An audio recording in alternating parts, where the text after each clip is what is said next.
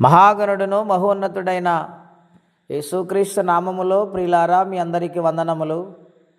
దేవుని వాక్యము ధ్యానందాము. లోకాసువార్త 2వ అధ్యాయము 8వ వచనము నుండి. ఆ దేశములో కొందరు గొర్రెల కాపరులు పొలములో ఉండి రాత్రివేళ తమ మందను కాచుకొనుచుండగా ప్రభుదూత వారి యొద్దకు వచ్చి నిలిచెను. ప్రభు మహిమ వారి చుట్టూ ప్రకాశించినందున వారి మిక్కిలి భయపడిరి. ప్రియమైన దేవుని బిడ్డలారా,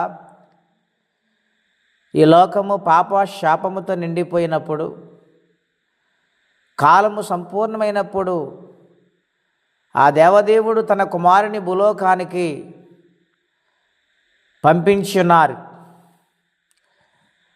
పాపము నుండి విడిపించుటకు, శాపము నుండి విడిపించుటకు ఆయన మరియ గర్భాన్న బెత్లెహేములో ఆయన జన్మించున్నాడు. సత్రములో స్థలము లేనందున ఆయనను పశువుల పాకలో ఉంచారు, అక్కడ పరుండబెట్టి ఉన్నారని వ్రాయబడి ఉన్నది.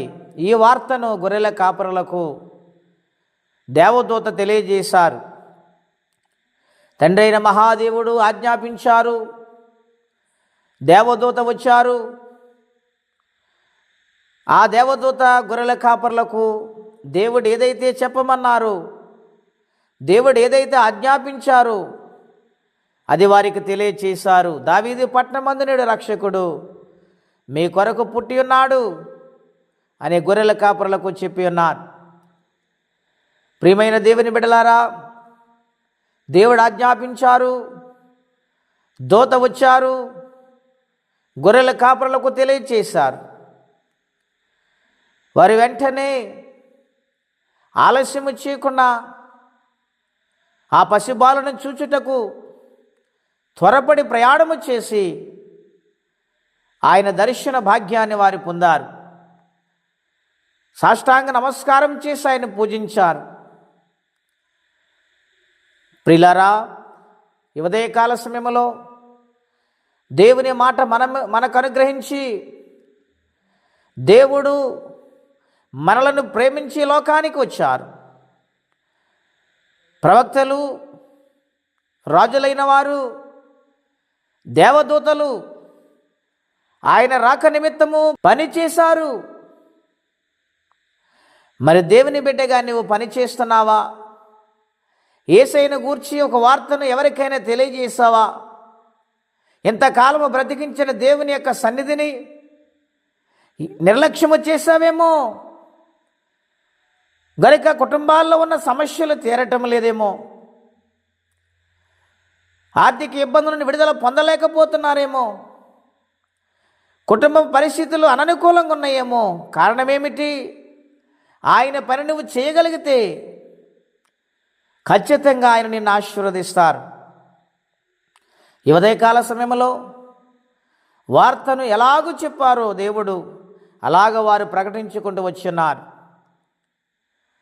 దేవుని బిడ్డగా ఆయన మాటను నశించిపోతున్నవారు, ఆపదల్లో ఉన్నవారు, చీకటిలో ఉన్నవారు, శాపముతో ఉన్నవారు యేసయ్య నిన్ను రక్షిస్తాడని ఒక మాట చెప్పగలిగితే వారు విని రక్షణ పొంది ఆయన రాజ్యానికి వారసులుగా మారతారు. అటువంటి పాత్రగా, అటువంటి దూతగా మనందరం ఉండాలని ఆయన కోరుకుంటున్నాడు. అదే నిజమైన క్రిస్మస్, నిజమైన ఆనందం. అట్టి కృపా తీర్మానం పరిశుద్ధాత్మ దేవుడు మనందరికీ దయచేయునుగాక. ప్రార్థనండి. అత్యంత కృప కలిగిన దేవా, మహోన్నతమైన మీ నామం కొరకే వందనాలు. గాబ్రియేలు దేవదూత గొర్రెల కాపరులకు వార్తను తెలియచేశారు. మేము కూడా ఒక దూతవలే ప్రభువా నీ పని చేయవారిగా మారాలని మీరు కోరుకుంటున్నాను. నాయన, మాలోను మిమ్మల్ని చూడాలి. నాయన, మేము మాట్లాడుతున్నప్పుడు నీ ఆత్మ మాతో ఉండి అనేక మంది రక్షించబడాలి.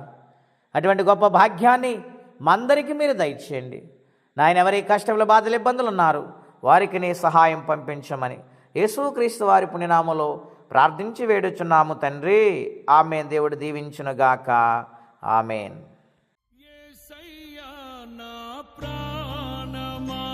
ఘనమైన స్తుతిగానమా,